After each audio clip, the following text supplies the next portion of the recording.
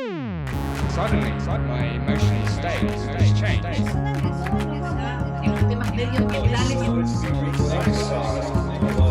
There's a paradigm.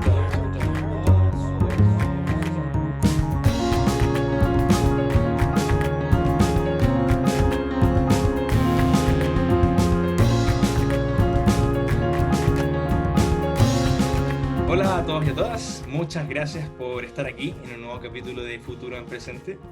Bueno, el día de hoy me encuentro junto a uno de los divulgadores matemáticos más conocidos del habla hispana.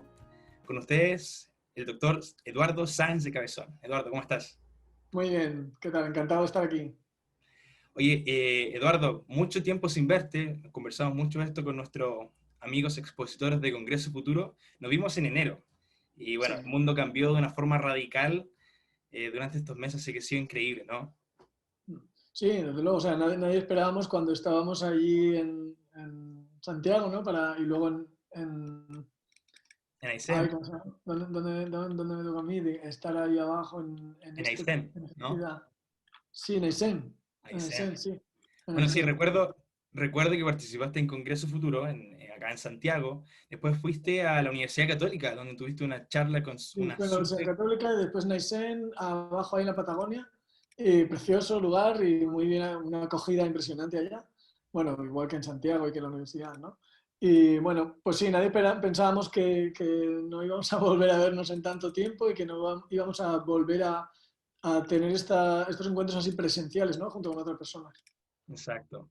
Pero bueno, Eduardo, para los que no te conocen, tú eres una persona de las matemáticas, ¿cierto? Inspiradas por ellas, apasionadas por ellas, dedicas tu vida a enseñarlas. Y es muy curioso que trabajas con gente que sí le gustan las matemáticas, pero curiosamente existe este otro grupo de personas que, no importa lo que suceda, van a evitar las matemáticas a toda costa durante toda su vida, ¿cierto? Y lo Sí. que llega a ser curioso es que tarde o temprano hay que enfrentarlos de todas formas. Entonces, mi pregunta sería, ¿qué le aconsejarías a ese tipo de personas? Yo lo primero que aconsejaría es saber distinguir entre la materia de matemáticas en la escuela y las matemáticas. Son dos cosas diferentes. Por supuesto, las materias de matemáticas en la escuela son matemáticas, pero es una parte muy pequeña, muy reducida y además con un cierto acento, ¿no? Muy basado en las operaciones y tal. Entonces, lo primero es abrir las miradas, ¿no? Abrir la mirada a que las matemáticas son otra cosa diferente y es muy variada además. Hay muchísimas cosas muy variadas dentro de las matemáticas. Entonces, el primer consejo es abrir la mirada, porque al abrir esa mirada se da cuenta uno de que hay oportunidad no solo para el disfrute y para el interés por las matemáticas, que por supuesto hay cosas bien divertidas dentro de las matemáticas, la pena es que muchas de ellas están fuera de la escuela, y también porque, como podremos hablar si quieres, ¿no? Podemos entrar en eso, las matemáticas nos facilitan el ejercicio de la ciudadanía crítica, la comprensión de la realidad, y sí, y es mejor que tengamos al menos unas nociones, no digo técnicas, pero sí de en qué consisten las matemáticas, una visión más amplia. Perfecto. Bueno, y tomando uno de los puntos que señalas, el mundo de hoy es un mundo muy complejo. Estamos rodeados por este concepto de complejidad, hay muchas cosas interconectadas, ¿cierto? Vivimos dentro de muchas paradojas. Entonces, mi pregunta sería, ¿cómo crees tú que las matemáticas efectivamente, junto con la ciencia en general, bueno, nos ayudan a desarrollar esta idea de pensamiento crítico que necesitamos para entender en el lugar donde vivimos, con la gente que convivimos, o bueno, la sociedad en general? Sí, yo creo que hay como dos pasos, ¿no? Un primer paso sería para ser capaces de tomar buenas decisiones y para ser capaces de tener un análisis acertado de nuestra realidad, hace falta conocer la realidad. Y la ciencia y las matemáticas nos dan una forma privilegiada, en cierto sentido, de conocer la realidad. No, hay otras formas, hay otros acercamientos a la realidad, pero yo creo que en todo caso complementarios, no sustitutivos de las matemáticas y de la ciencia, ¿no? Entonces, lo primero para poder tomar decisiones y para poder vivir dentro de una sociedad de forma responsable, de forma crítica y de forma libre, yo diría, el primer paso es conocerlo. Y la ciencia y las matemáticas nos dan herramientas para conocer la sociedad en la que vivimos, que cada vez además está más mediatizada por un acercamiento científico y tecnológico. Y el segundo paso sería la toma de decisiones, ¿no? Hay una frase que a mí me gusta mucho de Keith Yates, que dice que en este caso, en este contexto que vivimos, ¿no? De pandemia, esto lo escribía un año antes, lo escribía en 2018, Y decía que las dos herramientas fundamentales para una pandemia son los avances científicos y las decisiones individuales y colectivas. Entonces, los avances científicos, desde luego, no se dan sin ciencia y tecnología y sin matemáticas, y las matemáticas también nos enseñan a tratar de tomar las mejores decisiones en cuanto a la gestión de recursos y cómo, por ejemplo, ahora mismo estamos enfrentándonos a esas decisiones que tenemos que tomar para ponderar más la salud, el mantenimiento de la economía, la vida de las personas. Así que ahí sí que podemos tener un acercamiento cuantitativo, no solo cuantitativo, yo creo que también la filosofía, la ética, el arte incluso tienen mucho que decir, pero también un acercamiento cuantitativo nos dice cómo tomar buenas decisiones. ¿Cierto? Un sistema muy integrado, muy holístico al final. Son Sí, las cosas que vamos demandando con el tiempo. Perfecto. Y bueno, también es muy complicado no hablar de la situación que estamos viviendo. exacto. En tiempo de pandemia, una de las cosas que hemos visto acá en Chile, por lo menos, me imagino que a lo largo del mundo, es que nos enfrentamos a este fenómeno de las estadísticas, ¿cierto? Todos los días tenemos un reporte diario de cuántos contagiados subieron, cuántos bajaron, recuperados, etcétera. Y al final del día es información súper relevante y sensible para la población. Pero lo que suele suceder es que también llega a ser interpretable y un poco confusa. Entonces, ¿qué tipo de desafíos ves tú con respecto a la comprensión de la estadística por la población? Sí, yo creo que hay retos a dos niveles. El primer nivel sería por parte de la población, efectivamente, el tener una formación en la escuela y luego cuando uno va creciendo, el tratar de mantenerse siempre al día de este tipo de cosas, ¿no? Para poder comprender la información. Eso yo creo que es una responsabilidad de todos y que no debemos de evadirla.